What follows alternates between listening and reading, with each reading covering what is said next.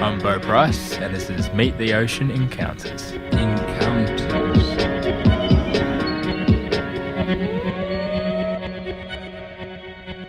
I consider myself being close to seeing the end one of 3 times in my diving career, and this is one of them. I think it was 2012. I travelled to a remote island in the South Pacific, Vanuatu, one of the largest islands of the group, called Espiritu Santo.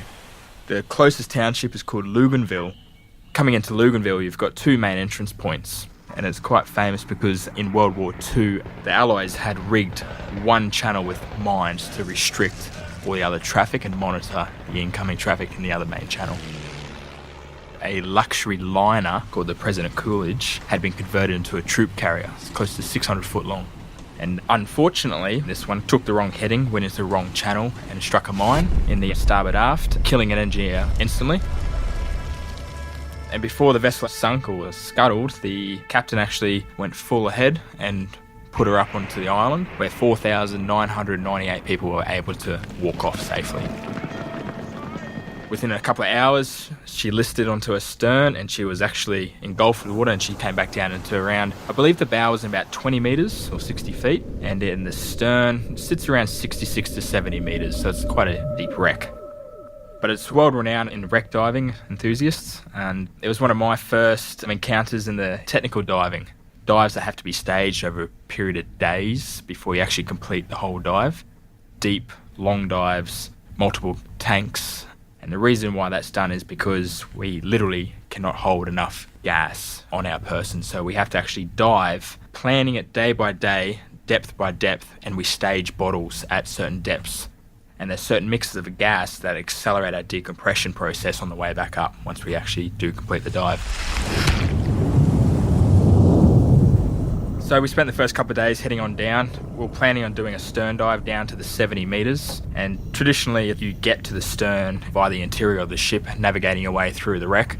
Sometimes you do have to take your gear off, pass it through narrow points in the wreck, then swim in after it, reassembling your gear and leaving certain things behind. Visibility is quite good down there, believe it or not. You do carry torches, you can still see, but you want to be on the safe side of things. So we deploy safety lines that are fixed to the outside of the ship. As we swim in, we tie them off to certain points as a navigational aid. So in the worst case scenario, should we have to find our way out, we can follow these lines out. And we mark these lines with little things called biscuits, and they're an orientational mark shaped like a triangle that we weave into the rope, that we can essentially, in black water, find it with our hand, realize what shape and what direction it's pointing, and it points to the closest known exit. So it's still relatively new to me. I knew it in theory, but this is the practical application of things. And it was day 3, and we were heading down to the swimming pool, which is in 47 metres, and we had penetrated the wreck in probably around 15 metres to 20 metres on the inside of the wreck, and we experienced an earthquake underwater.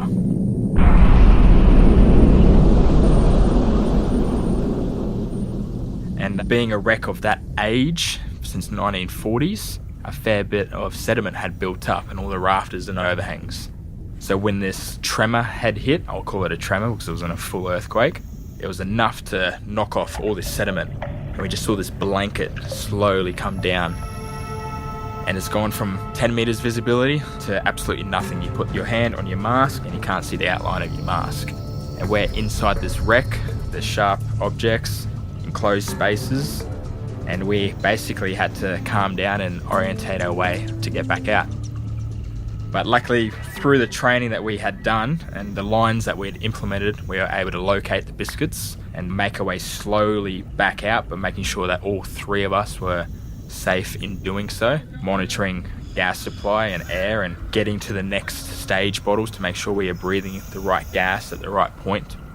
If we pick up the wrong gas at the wrong depth, it can be quite chaotic toward us. But after about 2.5 hours, we managed to actually make our way through our decompression procedures into a safe level of water where we were able to relax a little bit and start decompressing in regards to not just physical decompression with diving, but earthquakes underwater. It's a bit rare, they don't train you for that, but it's safe to say that we made it out unscathed. A few scratches here and there, but could have been a lot worse at that time. Let's just say we had a few beers that night, but Meet the Ocean.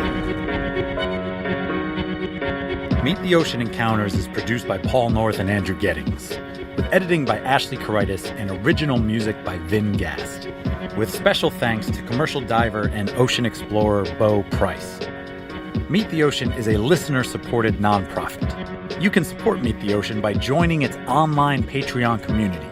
To find out more, visit patreon.com/Meet the Ocean. Don't forget to subscribe to never miss an episode. And please rate and review our podcast on iTunes or whatever platform you choose to listen. And lastly, if you have a story that you would like to share on the podcast, write to us at info@meettheocean.org.